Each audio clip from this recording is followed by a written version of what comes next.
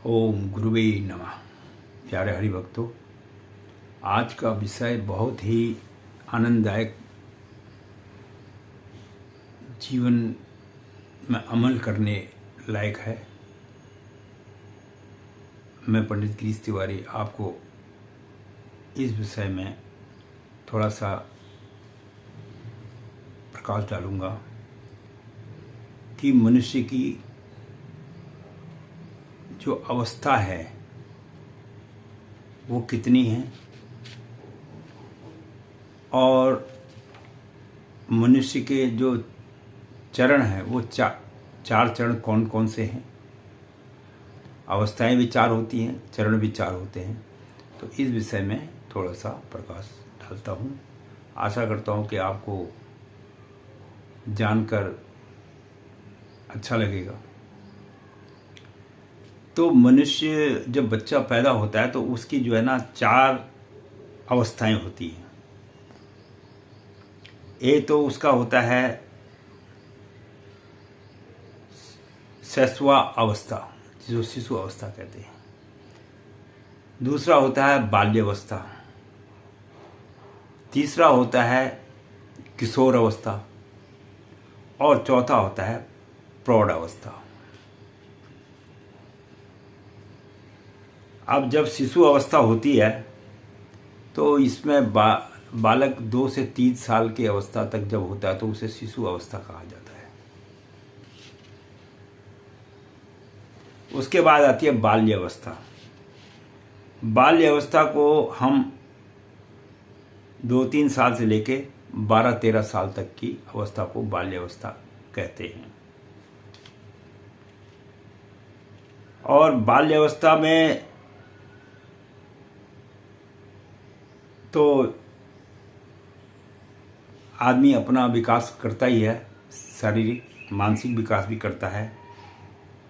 और चौथा है प्रौढ़ अवस्था, जो 12-13 बरस से लेके 19-20 बरस तक में होता है। तो इस अवस्था में जब बच्चा प्रौढ़ अवस्था में होता है तो उसे जो है जीवन का जो है लंबा अनुभव भी होने लग जाता है और इसमें व्यक्ति सामाजिक आर्थिक रूप से स्वतंत्र होता है और अपने जीवन के लक्ष्य को प्राप्त करने के लिए वह स्वतंत्र भी होता है। इस प्रकार से जो है ये चार अवस्थाएं हैं। अब हम लेते हैं मनुष्य के जो चार चरण हैं वो कौन कौन से हैं। तो पहला है ब्रह्मचर्य अवस्था, दूसरा है गृहस्थ, तीसरा है वानप्रस्थ और चौथा है संन्यास। अब ब्रह्मचार्य तो बोला है।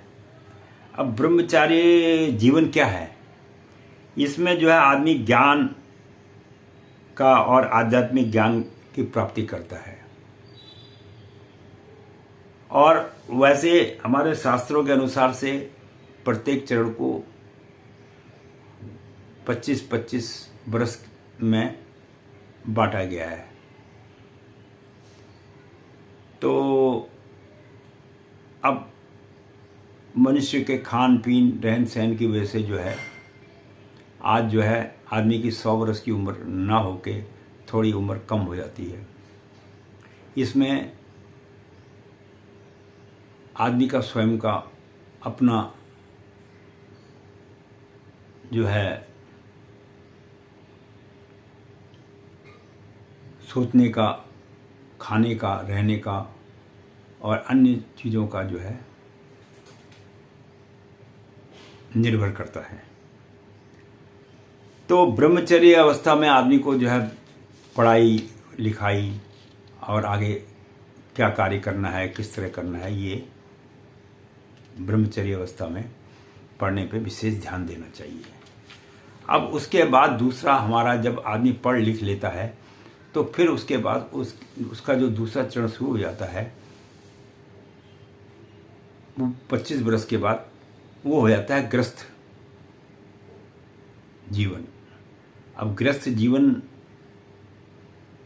तो कहना बहुत आसान है, गृहस्थ जीवन भी एक प्रकार से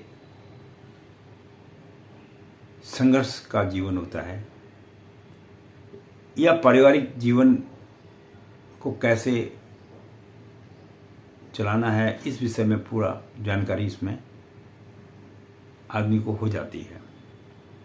और वह इस अवस्था में ग्रस्त जीवन में जो है वह अपने परिवार के प्रति अपने ऊपर सारी जिम्मेदारियां वगैरह उठाने के लिए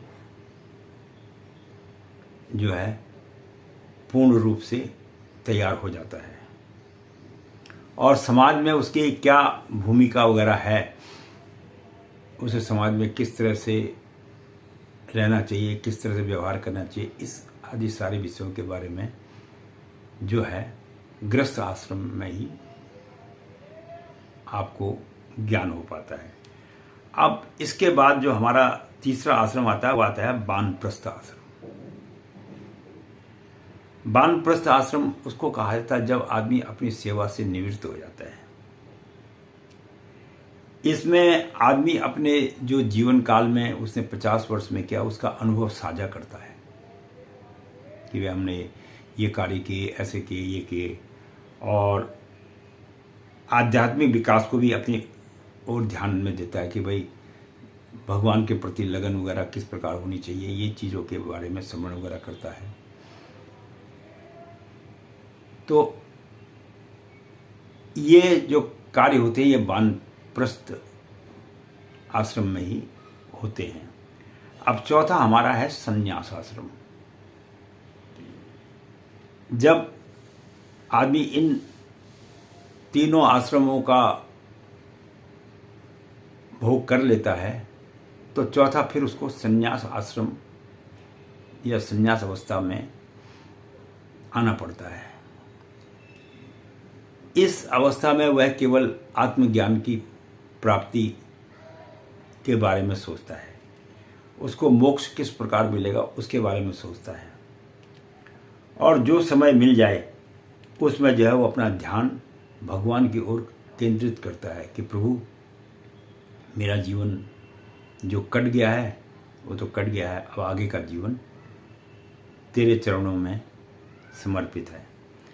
तो निष्कर्ष में हमने जब इन चारों का देखा तो जो व्यक्ति के जीवन में अलग अलग अवस्थाएं आती हैं, ये व्यक्ति को शारीरिक, मानसिक और सामाजिक और आध्यात्मिक विकास को प्रभावित करता है और उसकी ओर ध्यान केंद्रित कराता है। यही हमारी जो है जीवन में मनुष्य के 4 चरण होते हैं और इसे आदमी को अमल में लाना चाहिए। इसके साथ ही मैं पंडित गिरीश तिवारी अपनी वाणी को यहीं पर विश्राम देता हूँ। आशा करता हूँ आपको अच्छी लगी होगी तो लाइक करना, और धन्यवाद। इसके साथ ही अगली वीडियो में फिर मिलते हैं। धन्यवाद।